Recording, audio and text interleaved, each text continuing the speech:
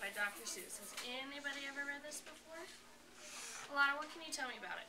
There's lots of other stories in it. There are other stories in it. Samantha? Some have stars and some have plain bellies. Anyone else ever read it? Know anything about it? Abby? They can be tall or small. They can be tall or small. Destiny? They go in the machine to make all of the stars. Exactly. This is about Sneetches, and they live on the beach. So we're going to see what happens in this story. Now the star-belly Sneetches had bellies with stars. The plain-belly Sneetches had none upon theirs. Those stars weren't so big, they were really so small, you might think such a thing wouldn't matter at all.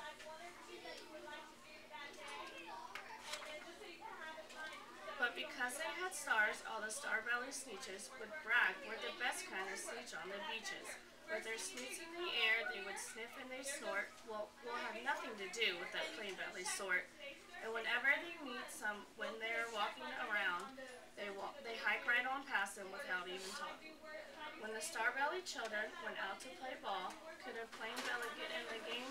Not at all. You only could play if your belly had stars, and the plain belly children had none upon theirs. How would you guys feel if they wouldn't let you play? When the star-belly Sneetches had frankfurter roast, or picnics, or parties, or marshmallow toasts, they never invited the plain-belly Sneetches. They left them out cold in the dark of the beaches. They kept them away, never let them come near, and that's how they treated them year after year. Is that how we treat people? That's funny.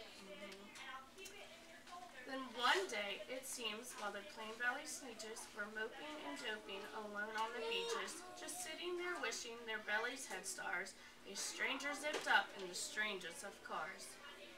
"My friends," he announced in a voice clear and keen, "my name is Sylvester McMonkey McBean, and I've heard of your troubles, I've heard you're unhappy, but I can fix that, I'm the fix-up chappie. I've come here to help you, I have what you need, and my prices are low, and I work at great speed, and my work is 100% guaranteed."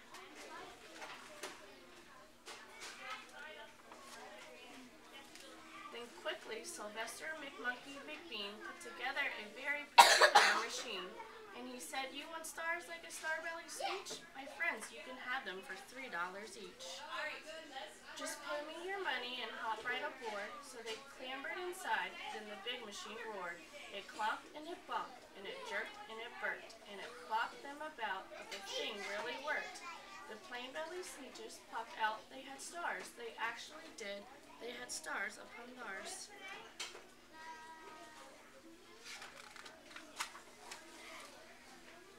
Then they yelled at the ones who had stars at the start, "We're exactly like you can't tell us apart.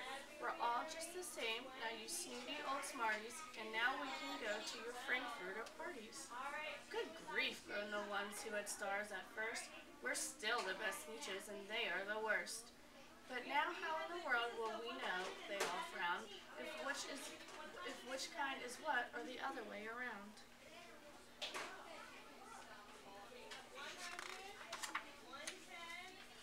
Then up came McBean with a very sly wink, and he said, "Things are not quite as bad as you think.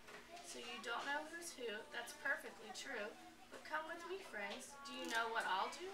I'll make you again the best Sneetches on the beaches, and all it will cost you is $10 eaches." He's trying to help them out, make sure no one feels left out. "Belly stars are no longer in style," said McBean. "What you need is a trip through my star-off machine. This wondrous contraption will take off your stars, so you won't look like Sneetches who have them on theirs. And that handy machine worked very precisely, removed all the stars from their tummies quite nicely."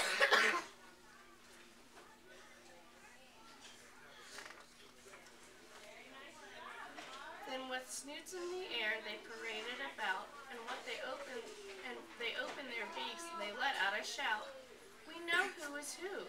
There isn't a doubt. The best kind of Sneetches are the Sneetches without." Then, of course, those with stars got frightfully mad. To be wearing a star now was frightfully bad. Then, of course, old Sylvester McMonkey McBean invited them into his star-off machine. Then, of course, from then on, you probably guessed, things really got into a horrible mess. Now no one knew what if they wanted stars or not. They didn't know what was the cool ones. All the rest of that day, on those wild, screaming beaches, the fix-it-up chappie kept fixing up Sneetches. Off again, on again, in again, out again. Through the machines they raced around and about again, changing their stars every minute or two. They kept paying money, they kept running through, until neither the plane or the star bellies knew whether this one was that one, or that one was this one, or which one was what one, or what one was who. I saw those. I saw the mini. Alright, you need to raise your hand, please. Yes, Angel.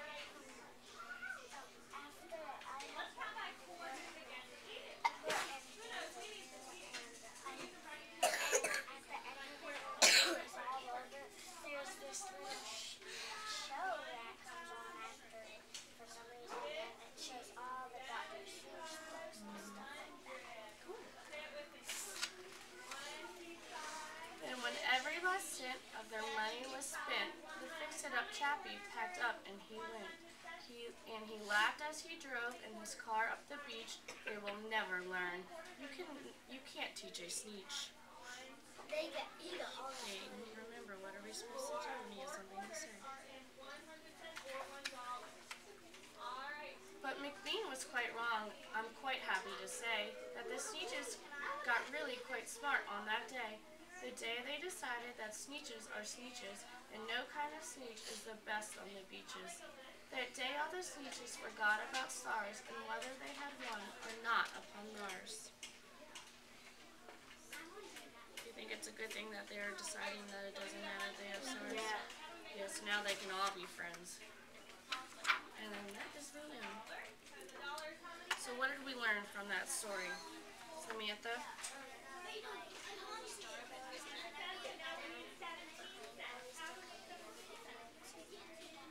They were invited to the Frankfurter roast. Abby? They were treated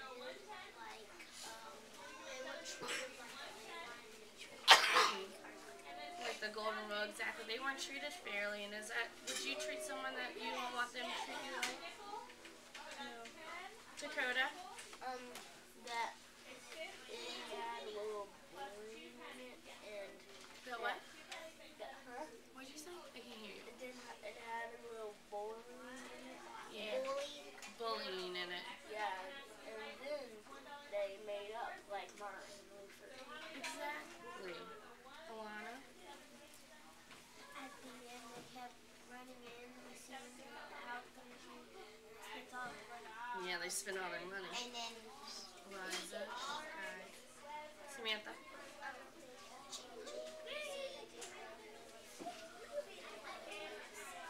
They didn't want to be the same destiny. Not knowing's the best, exactly.